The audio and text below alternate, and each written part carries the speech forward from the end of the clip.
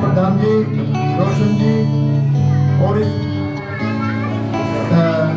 चौपाल में उपस्थित सभी मातृशक्ति प्यारे प्यारे बच्चों और मेरे सब अग्रजनों को मेरा सादर प्रणाम। धन्यवाद। ठीक है, किसी ने कहा है कि वह पथ क्या और प्रतिक कुशलता क्या यदि पथ पर बिखरे शून्य हो और नाविक की धैर्य कुशलता क्या यदि धाराएं प्रतिकूल ना हो। आदरणीय रामजी जी साहब, मोदी जी के का जो सपना है विकसित भारत, आदरणीय योगी जी का सपना है कि मेरा उत्तर प्रदेश पूरे देश में नंबर 1 हो। तो उसी सपने को आगे ले जाते हुए आदरणीय रामजी जी ने ठाना है कि मैं जिस तरह सिरसरी गांव को इन्होंने विकसित गांव बनाया है, एक मॉडल के रूप में बनाया है, उसी तरह इनकी इच्छा है कि अगर आप सब लोगों ने साथ दिया, भारतीय जनता पार्टी ने इन्हें बागपत लोकसभा क्षेत्र से अपना उम्मीदवार बनाया, तो ये पूरे बागपत क्षेत्र को, हर गांव को पूर्ण विकसित गांव और पूर्ण विकसित लोकसभा क्षेत्र बनाने का इनका संकल्प है। उसी दिशा में बढ़ रहा है। भारत माता की, भारत माता की, वंदे वंदे। आदरणीय अध्यक्ष जी, मंच पर उपस्थित मेरे बड़े भाई इंजीनियर साहब, प्रधान जी तथा समस्त महानुभावों और प्रसार के गणमान्य व्यक्ति, मेरे बुजुर्गों, दोस्तों, बच्चों, नामात्र शक्ति, आप सभी को मेरा यथायोग्य नमस्कार तथा प्यार।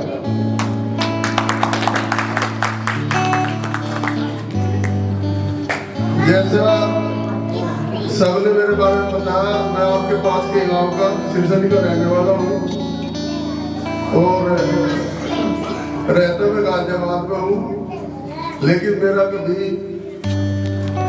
जो एक दुराव होता है वो कभी मेरे गांव से नहीं रहा। गाजियाबाद में रहते हुए मेरा मन हमेशा मेरे गांव में रहता है और मैं हमेशा अपने गांव से जुड़ा रहता हूँ। अब आजकल क्षेत्र में लोकसभा के चुनाव की चर्चा जोरों पर है। मेरे क्षेत्र के लोगों ने और गांव वालों ने जोर देकर के मुझे लोकसभा के चुनाव के लिए, प्रत्याशी के लिए दावेदारी करने के लिए जोर लगाया।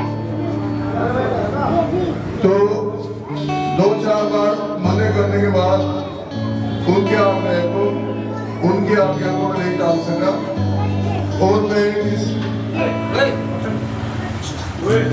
अनजान क्षेत्र में, मेरे लिए राजनीतिक नया और अनजान क्षेत्र है, मैंने इसमें पदार्पण करने का निश्चय किया।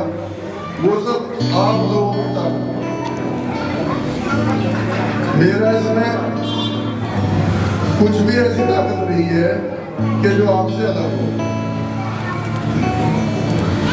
जब ये निश्चय कर ही लिया तो मैंने सोचा कि भाई ये क्षेत्र ऐसा है कि इसमें ऊपर से प्रत्याशी आते हैं, तो जो ऊपर से प्रत्याशी आते हैं तो वे ऊपर वालों की बात सुनते हैं।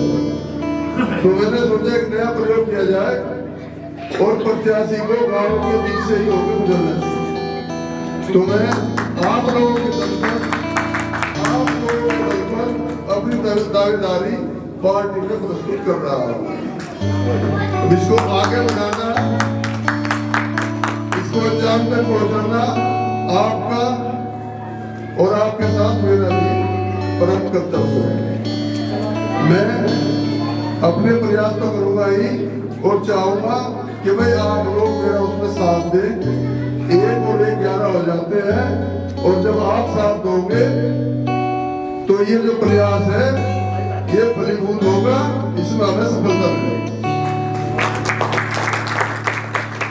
आज की तारीख में भारतीय जनता पार्टी के तरफ से प्रत्याशी बनना मतलब जिस भी पद के लिए प्रत्याशी आप बनोगे उसमें चुना जाना तय है।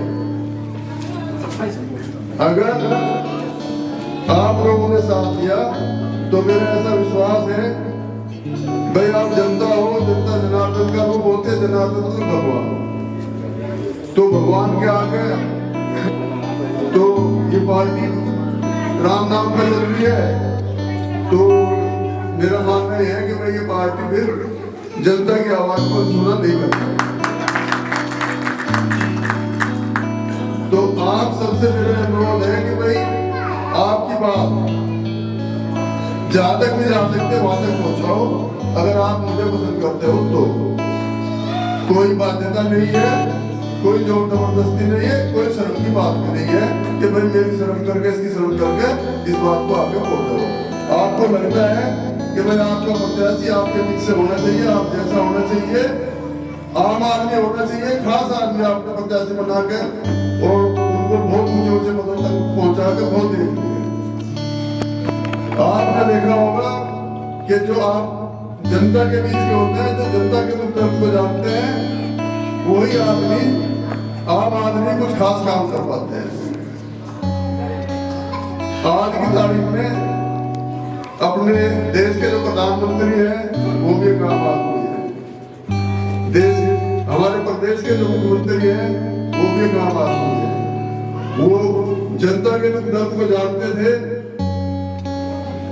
प्रधानमंत्री होने के बाद भी उन्होंने लाल किले से जब शौचालय की बात की तो जो तुम्हारे बहुत एग्रीकल्चर वाले आदमी है, जो लुटे जो उनके आदमी है, वो ये कहते थे इसका दिमाग खराब हो गया, लाल किले से ये बात कहने की है। उस आदमी ने हमारे प्रधानमंत्री जी ने जो आम पब्लिक की बातें थी हर प्लेटफॉर्म पर कही, और क्या शौचालय, क्या उज्ज्वला गैस, क्या जनधन योजना, सब तरह की योजनाएं जो सब में से बिछोड़ी हटा के ज्यादा से ज्यादा, आयुष्मान भारत योजना जो आम पब्लिक के लिए हो सकती थी, जो आज तक नहीं चलाई गई, जब सब ये कहते थे कि इस देश में पैसे की कमी है, सब इंफ्रास्ट्रक्चर के काम चल रहे हैं, चारों तरफ को सब काम चल रहे हैं, इस देश में से पैसे की कमी खत्म हो गई। ये कैसे हुआ? एक आम आदमी पहुंचा, वो सब दुख दर्द भी जानता था, और वो जो सब चोर दरवाजे है उनको भी पहचानता था। फिर आपने एक मुख्यमंत्री दिए जो पब्लिक के बीच के थे, वो जो इस प्रदेश में इतनी भयंकर समस्या थी लॉ एंड ऑर्डर की, उन्होंने बैठने के 2 महीने के अंदर कोई नई चीज नहीं की। 2 महीने के अंदर वो आपके बीच के थे, आपकी समस्या जानते थे, 2 महीने के अंदर वो सारी समस्याएं खत्म कर दी। चोर, लुटेरे, डकैत पता नहीं कहां से निकल आते थे। जो डकैत, जो माफिया पहले शासन में आराम से जेलों में बैठ के शासन चलाते थे, उन्होंने सबने दूसरे प्रदेशों में जा करके अपने खिलाफ केस लगवा दिए। उन्हीं सरकारों से साठगांठ कर करके कि भाई उधर शिफ्ट ना होना पड़े, सुप्रीम कोर्ट तक उन्होंने लड़ाई लड़के, जो माफिया ये कहते थे कोई मैं चल नहीं सकता, मैं बीमार हूँ, जेल के दरवाजे में जाते ही भाग के जेल पहुंचे। तो मेरा आप सबसे ये अनुरोध है कि भाई जैसे उन्होंने आम आदमी ने खास काम किए, मैं भी आपके बीच का एक आम आदमी हूँ, और मैं कोशिश करूंगा कि जो यहाँ बागपत क्षेत्र, बहुत बड़ी बात तो मैं नहीं करता, बागपत क्षेत्र के जो गांव है, गांव के हर दुख दर्द को मैं अपना समझूंगा और उसको दूर करने की कोशिश करूंगा। और ऐसी कोई समस्या नहीं है जिसका हल ना हो, लेकिन जो समस्याग्रस्त है उसको भी कुछ ना कुछ करना होता है। ऐसा हो नहीं सकता कि डॉक्टर ही सब समस्याओं का हल कर दे, मरीज को भी कुछ करना होता है। जो भी समस्याएं हैं वो सब आप लोगों के गांव वालों के सहयोग से मिलकर दूर की जाएगी। और मैं आपको आश्वस्त करता हूँ कि अगर ये मौका मिला तो आपको निराश नहीं होना पड़ेगा। और जैसा कि यहाँ के हमारे चौधरी साहब कहते थे कि देश की तरक्की का रास्ता हिंदू कल्याण से गाँव से होकर गुजरता है। और हमारे मोदी जी विकसित भारत की संकल्पना की हुई है। ये सब संकल्पनाएं विकसित गांव के बिना अधूरी है। गांव में हमारी 2/3 जनता वास करती है। तो मैं आप सबका ज्यादा समय लेते हुए हम दिल्ली से आए, उसके लिए क्षमा मांगते हुए आप लोगों ने इतने ध्यान से हमारी बातों को सुना और इतना अच्छा आयोजन किया। आयोजन करता हुए धन्यवाद देते हुए अपनी तरफ से अपने सभी साथियों की तरफ से धन्यवाद देता हूँ, नमस्कार करता हूँ। जय हिंद, जय भारत।